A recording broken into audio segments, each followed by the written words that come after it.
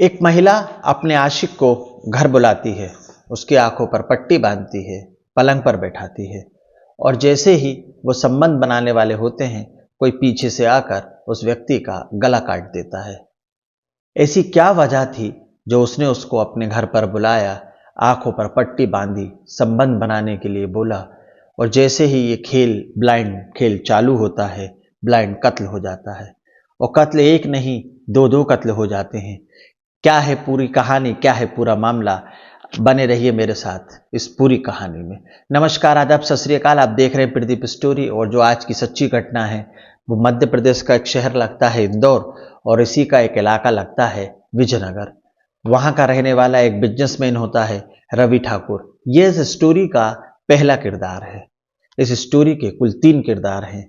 पहला किरदार है रवि ठाकुर। आगे आगे जैसे स्टोरी बढ़ेगी वैसे वैसे किरदार आपको पता चलेंगे और उन किरदारों की भूमिका पता चलेगी और उन किरदारों की कड़ी जब आपस में जुड़ेगी तो आपको पता चलेगा कि प्यार, मोहब्बत, धोखा की क्या कहानी है और कैसे कत्ल हुआ। और कत्ल करने वाला कातिल इतना शातिर था कि उसने वीडियो देखे, यूट्यूब पर देखा, क्राइम सीन देखे, क्राइम्स फाइल देखी, सावधान इंडिया देखा और कत्ल की योजना बनाई, फिर भी वो पकड़ा गया। क्योंकि कहते हैं ना कि कानून के हाथ बहुत लंबे होते हैं और शातिर कातिल कितना भी शातिर हो पकड़ा ही जाता है। आइए कहानी शुरू करते हैं। रवि ठाकुर जो कि एक बिजनेसमैन है और इंदौर का रहने वाला होता है। उसके इंदौर में भी कई होटल हैं और मध्य प्रदेश में खंडवा, ग्वालियर और काफ़ी जगह उसके होटल हैं। बड़ा कारोबारी है पर धर्म से भी जुड़ा हुआ व्यक्ति था। रवि ठाकुर ने अपना एक ग्रुप बनाया। उस ग्रुप का नाम रखा राधे श्याम ग्रुप, राधे राधे ग्रुप। और उस ग्रुप के माध्यम से वो भक्तजनों को जोड़कर रखता और उस ग्रुप में कई बार नई नई स्कीम निकाली जाती। अब इस बार उसने एक नई स्कीम निकाली कि मैं इंदौर से वृंदावन, मथुरा सब लोगों को दर्शन कराने के लिए लेकर जाऊंगा और जो फीस रखी उसने लाने और ले जाने की महज 500 रुपये रखी। 500 रुपये बहुत कम राशि थी, धर्म का काम था। ग्रुप में ये चीज वायरल हो गई, सभी लोग ग्रुप में जुड़ने लगे। अब जब ग्रुप में जुड़ने लगे तो ज्यादातर जो ग्रुप में सदस्य थे जिन्होंने यात्रा के लिए रजिस्ट्रेशन कराया, रवि ठाकुर को पैसे दिए, वो ज्यादातर महिलाएं थी।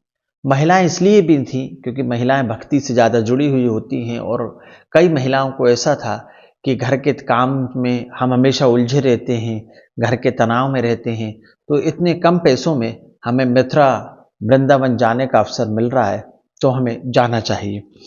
अब वो लोग तैयार हो गए और ग्रुप बन गया। अब ग्रुप बन जाता है और ग्रुप यात्रा पर निकल जाता है। ये आपने कहानी का पहला कैरेक्टर जाना, रवि ठाकुर, जो क्या करता था, उसने कैसे ग्रुप बनाया और क्या हुआ। अब इस कहानी में एंट्री होती है दूसरे कैरेक्टर की जिसका नाम होता है सरिता। सरिता जो होती है वो रवि ठाकुर की मुंह बोली बहन होती है और वो इंदौर में ही रहा करती थी और उसकी एक बेटी भी होती है। अब ये ग्रुप यात्रा पर निकल गया जिसमें सरिता भी जाती है और अब शुरुआत होती है तीसरे कैरेक्टर की। तीसरा कैरेक्टर होता है ममता। ममता का पति नितिन जो कि इंदौर के अंदर ही देवास नाके के पास रहा करते थे और नितिन जो था मार्केटिंग का काम करता था और मार्केटिंग के सिलसिले में अक्सर इंदौर से बाहर रहा करता था। अब ये सफर शुरू हो जाता है, बस में महिलाएं सब बैठ जाती हैं जिसमें रवि ठाकुर के द्वारा ये ग्रुप बनाया गया था। रवि ठाकुर अपनी बस में सभी महिलाओं को बिठाता है और ममता भी बैठती है और उसकी बहन, मुंह बोली बहन सरिता भी बैठती है। सफर शुरू हो जाता है और ये सफर मात्र 500 रुपये का था, इसलिए इसमें बहुत सारी महिलाएं जुड़ जाती हैं और सफर शुरू हो गया। अब इसी बीच रवि ठाकुर जो होता है वो ममता से ज्यादा बातचीत करने लगता है, ममता से अटेंशन देने लगता है, ममता को पसंद करने लगता है और पूरे सफर आने और जाने के दौरान ये लगभग 5 दिन की यात्रा होती है तो ममता भी रवि ठाकुर से अटैच हो जाती है। अब जब ग्रुप में ममता का नंबर था ही और पर्सनली भी रवि ठाकुर ने ममता से नंबर ले लिया था। अब मथुरा वृंदावन से वापस आने के बाद रवि ठाकुर की और ममता की आपस में बातें होने लगी, चैट होने लगी। अब जब चैट होने लगी तो जब चैट होती है तो आंतरिक चैट होती है, इंटरनली चैट होने लगी, उसके बाद फोनों पर बातें होने लगी और बातों का सिलसिला लगातार चलता रहा। फिर एक दिन रवि ठाकुर ने ममता से कहा कि हम कब तक बातें करते रहेंगे, क्यों ना अब मुलाकात की जाए। रवि ठाकुर बिजनेसमैन था, उसके खुद के कई होटल थे, तो ममता को उसने अपने होटल पर बुलाया और ममता के साथ शारीरिक संबंध बनाए और यह सिलसिला अब शुरू हो गया।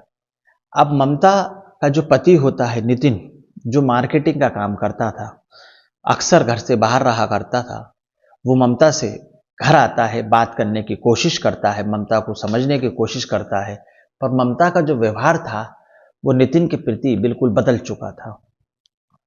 अब वो पहला जैसा बर्ताव नहीं कर रही थी, ना उससे प्यार से बात करती, ना संबंध बनाती और ना ही घर का काम कर रही थी। वो क्यों कर रही थी ऐसा? क्योंकि उसका जो दिल था वो रवि ठाकुर से लग चुका था। उसका पूरा समय रवि ठाकुर के साथ बात करने में बीतता और जब नितिन घर से बाहर रहता तो वो रवि के साथ उसके होटल में संबंध बनाने के लिए चली जाती। अब नितिन इस चीज से परेशान था, आखिर करे तो करे क्या।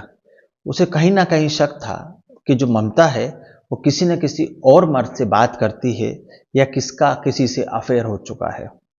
नितिन ममता के बारे में जांच पड़ताल करने की बहुत कोशिश करता है, बहुत खोजबीन करता है, पर नितिन के हाथ कुछ लगता नहीं है। अब नितिन सोचता है कि मैं करूं तो करूं क्या। जब ममता एक रात सो जाती है तो वो उसके मोबाइल को चेक करने की कोशिश करता है। अब वो देखता है कि कॉल जो हिस्ट्री थी वो पूरी डिलीट थी, खाली थी। यहां से शक और गहराता है कि कॉल हिस्ट्री में किसी एक व्यक्ति का भी नंबर नहीं था। अब वो जब उसका व्हाट्सएप चेक करता है तो उसे रवि ठाकुर की चैट दिखती है। शायद ममता उस चैट को डिलीट करना भूल गई थी या जल्दबाजी में उससे वो चैट छूट गई। अब नितिन ममता की उस चैट को पढ़ लेता है और मन ही मन सोचता है कि मैं इस औरत पे जितना मैंने भरोसा किया, जितना चाहा, इसने मुझे उतना ही धोखा दिया। आखिर मैं इसका करूं तो करूं क्या। पर इन चीजों को नजरअंदाज कर नितिन अपनी अहमदाबाद की ट्रिप पर निकल जाता है। पर वो जाने से पहले ममता के पूरे फोन को स्कैन कर लेता है। मतलब कि ममता जिससे भी बात करेगी चैट पर, जितनी भी कॉल रिकॉर्डिंग उसके पास आएंगी, वो नितिन वहां पर सुन सकता है। एक तरह से कहें, उसने ममता के फोन को हैक कर लिया था। अब वो अहमदाबाद चला गया। वहां काम में उसका मन तो नहीं लगा, पर वो सारा समय ममता के मोबाइल को ही चेक करता रहता कि किससे बात हुई। ममता रात को फिर रवि से आंतरिक बातें करती है, इंटरनली बात करती है। ये सारी बातें नितिन अपने मोबाइल पर पढ़ लेता है, क्योंकि मैंने पहले ही कहा आपको स्टोरी में कि उसने ममता के मोबाइल को हैक कर लिया था। अब वो अहमदाबाद से वापस ट्रिप से इंदौर वापस आता है और ममता से कहता है कि मुझे पता है तुम किसी व्यक्ति से बात करती हो और तुम उससे इंटरनली बात करती हो, तुम उससे फिजिकली भी हो चुकी हो, तुम मुझे धोखा दे रही हो और ये बिल्कुल सही नहीं है। अब नितिन गुस्से में ममता के मोबाइल को तोड़ देता है और बोलता है कि ये तुम्हारी पहली और आखिरी गलती होनी चाहिए और अगर तुमने ऐसा कोई भी कदम अब उठाया तो मुझसे बुरा कोई नहीं होगा। अब ममता करे तो करे क्या। ममता मन कसोड़ कर अपनी इच्छाओं को मारकर घर में ही रहती है और नितिन को लगता है कि शायद ममता सुधर जाएगी। अब कहानी में तीसरे किरदार की एंट्री होती है। तीसरा किरदार जो मैंने आपको बताया, सरिता। सरिता रवि ठाकुर की मुंह बोली बहन थी, जो इंदौर में ही रहा करती थी, पाटलिपुरा में, और उसकी एक बेटी थी। अब रवि अपनी बहन सरिता की मदद लेता है। रवि सरिता से कहता है कि ममता से मेरी बहुत दिनों से बात नहीं हो पा रही है, मैं उससे बात करने के लिए बेताब हूं, मैं भी उससे प्यार करता हूं, वो भी मुझसे प्यार करती है, पर आखिर मैं करूं तो करूं क्या। ना मेरा उससे मिलना हो पा रहा है, ना मैं उससे बात कर पा रहा हूं, तो बहन तुझे अपने भाई की मदद करनी होगी। सरिता कहती है कि बताओ मैं तुम्हारे लिए भाई क्या कर सकती हूँ। फिर यहीं से कहानी अलग मोड़ लेती है, एक अलग दिशा में निकल जाती है। और जब इस कहानी का एंड आप सुनेंगे, इस कहानी को अभी आप आगे सुनेंगे, तो आप सोचने पर मजबूर हो जाएंगे कि ऐसा भी हो सकता है। जो आप सोच रहे हैं कि इस कहानी का कंक्लूजन ये होगा, वो कंक्लूजन इस कहानी से बिल्कुल हटकर है। बने रहिए मेरे साथ। अब रवि सरिता से कहता है कि मुझे ममता से कैसे भी करके बात कराओ। तो रवि के बाजार जाता है, एक कीपैड मोबाइल खरीदता है सेकंड हैंड, एक सिम इशू कराता है, वो भी रवि के नाम पर होती है।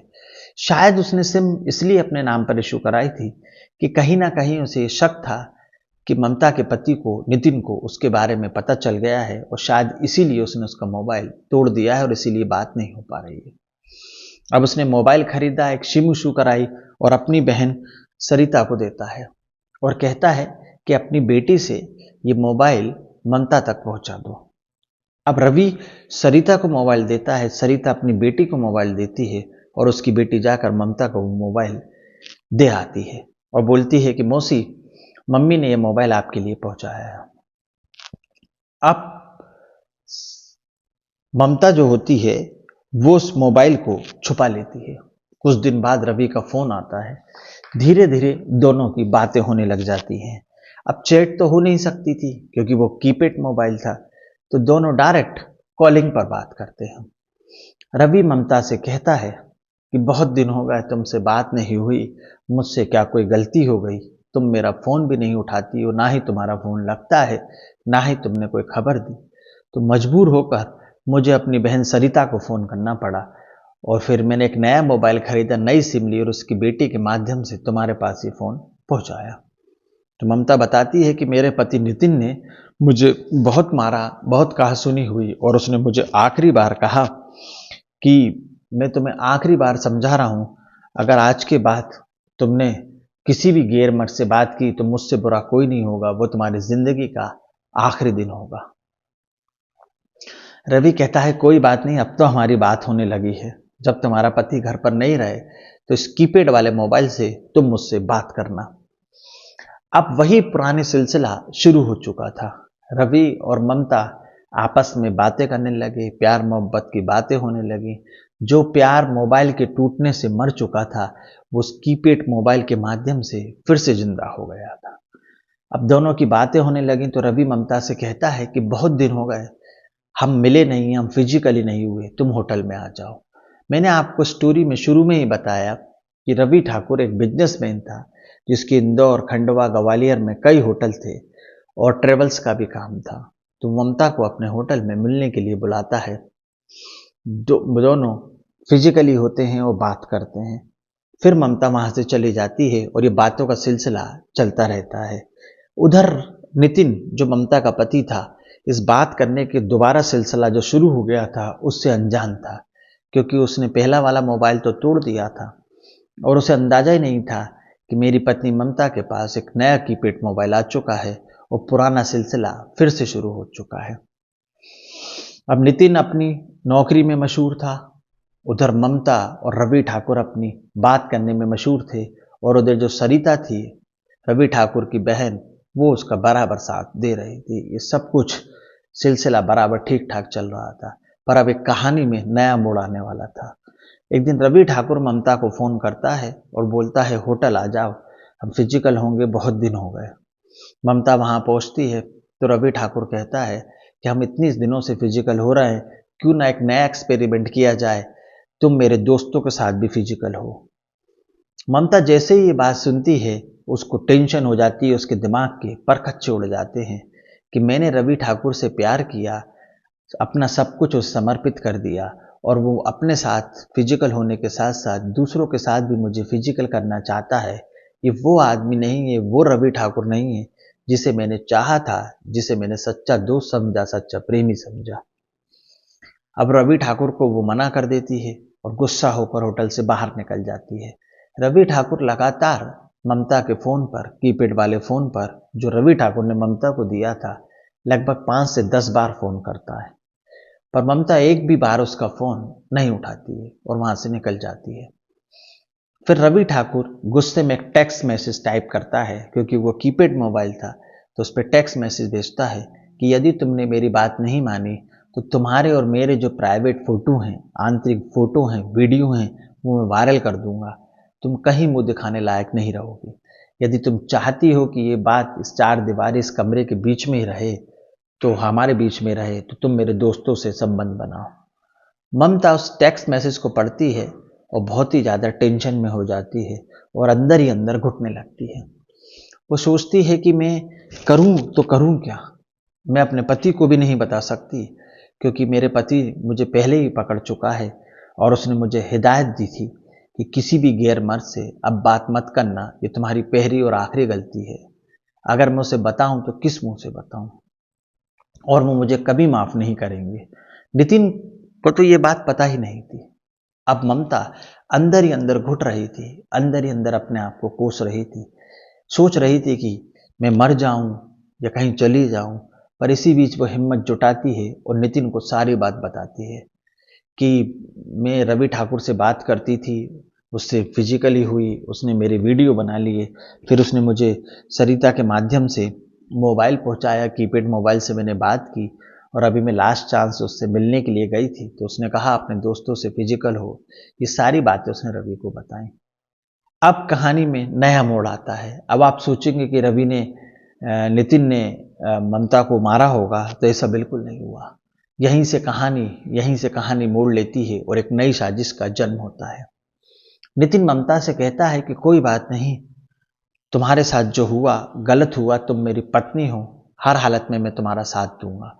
पर नितिन कहता है कि रवि ठाकुर को ही रास्ते से हटाने से कुछ नहीं होगा, उसकी मुंह बोली बहन सरिता को भी रास्ते से हटाना होगा।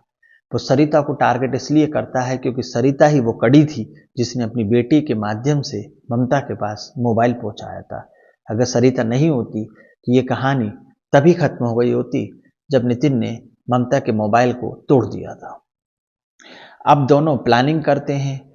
3 दिन लगातार क्राइम सीन्स, क्राइम फाइल देखते हैं, सावधान इंडिया देखते हैं, यूट्यूब पर देखते हैं, कत्ल करने के तरीकों को देखते हैं, जानते हैं, पहचानते हैं और अपनी खुद की एक प्लानिंग बनाते हैं और सोचते हैं कि कत्ल किस तरह से कर सकते हैं और किस तरह से बच सकते हैं।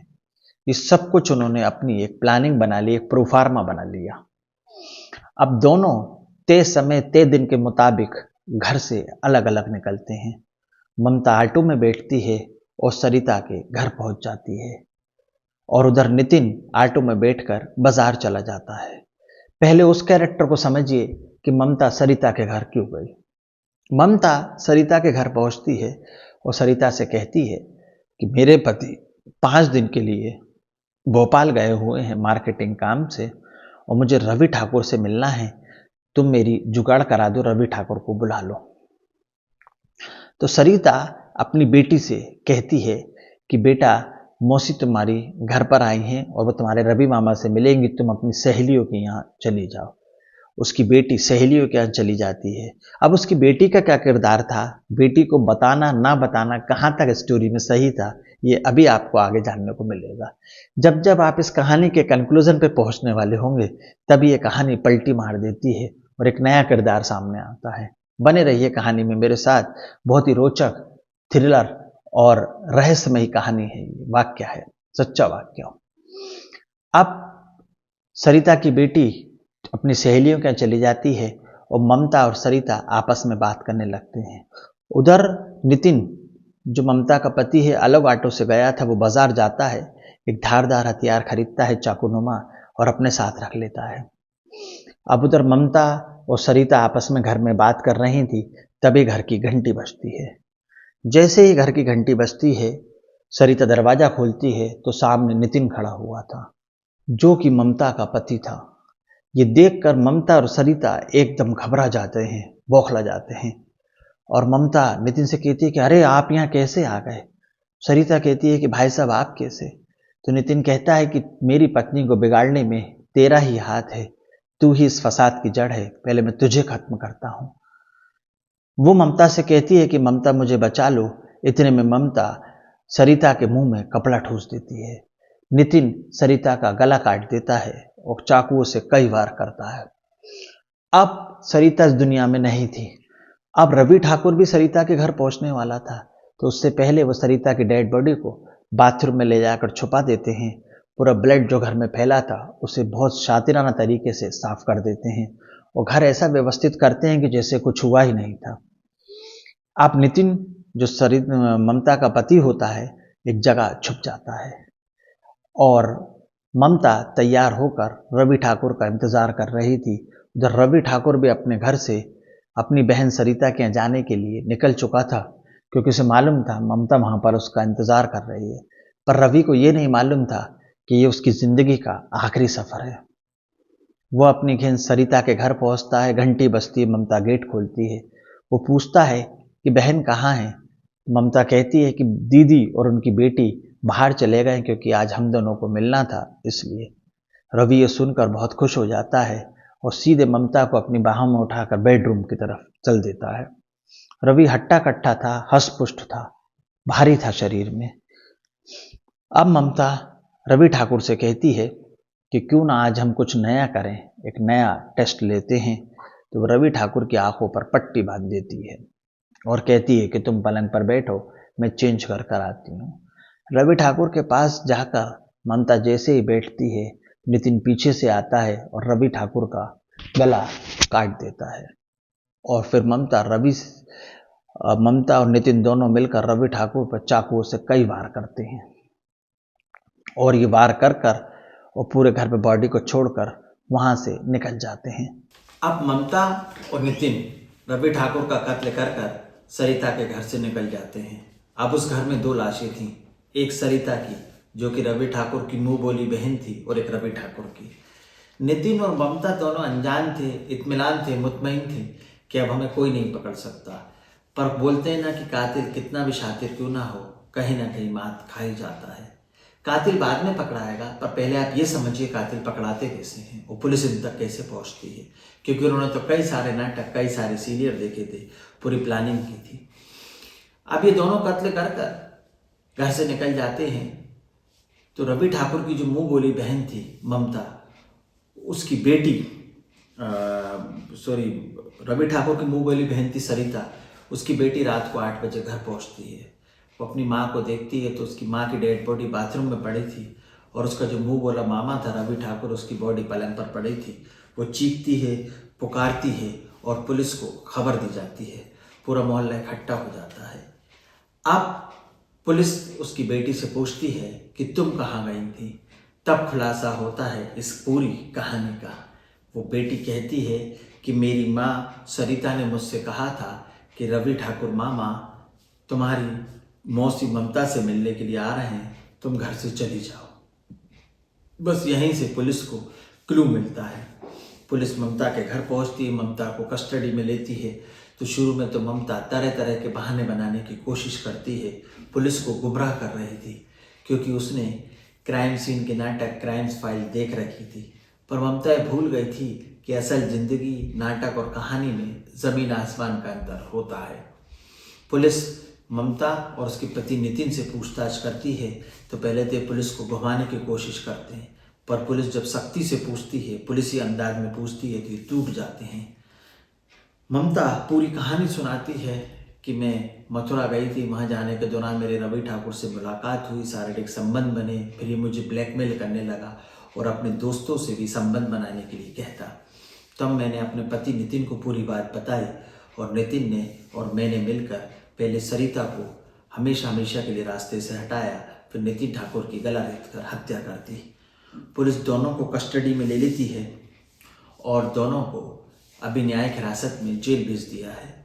आगे इनके साथ क्या होगा, इन्हें क्या सज़ा मिलेगी, ये भविष्य के गर्भ में छुपा है। पर यदि सरिता अपनी बेटी को ये नहीं बताती कि तुम्हारी मामा घर पे आने वाले हैं और वो ममता से मिलेंगे, तो शायद ये कत्ल का राज कभी नहीं खुलता और ये हमेशा अंधा कत्ल, ब्लाइंड मर्डर बन के रह जाता। पर कहते हैं ना कि कातिल कितना भी शातिर क्यों ना हो, कितना भी समझदार क्यों ना हो, कहीं ना कहीं चुप कर ही देता है। कानून के हाथ बहुत लंबे होते हैं, कानून के हाथों से कोई नहीं बच सकता। वही नितिन और ममता के साथ हुआ। इस कहानी के 3 किरदार थे, पहला रवि ठाकुर, दूसरा उसकी मुँह बोली बहन सरिता और तीसरा नितिन और ममता का जोड़ा। इस ट्रायंगल कहानी में लव, सेक्स और धोखे ने 2 लोगों को मौत के घाट उतार दिया और हमेशा हमेशा के लिए उस दुनिया से चले गए। इस कहानी को सुनाने का उद्देश्य किसी का दिल दुखाना, किसी के अंतरात्मा को परेशान करना, किसी के मान सम्मान को ठेस पहुंचाना नहीं है, बल्कि आपको सावधान करना है, सतर्क करना है। सावधान रहें, सतर्क रहें, अपने और अपने परिवार का ध्यान रखें और कभी भी जाने अनजाने में ऐसा कोई काम ना करें किसी व्यक्ति से दोस्ती ना करें, किसी व्यक्ति से बात ना करें कि उसको हटाने के लिए आपको उसको जीवन से ही हटाना पड़े, वो अपनी जान से हाथ धोए और आप कातिल बन जाएं और आपका पूरा जीवन सलाखों के पीछे गुजरे।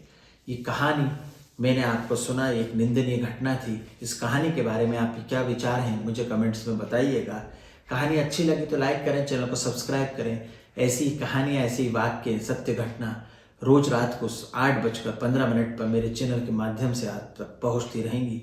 अगली घटना, अगली कहानी, अगले वाक्य में फिर मुलाकात होगी एक सत्य घटना के साथ। जब तक के लिए जय हिंद, जय भारत, जय जवान, जय किसान। नमस्कार।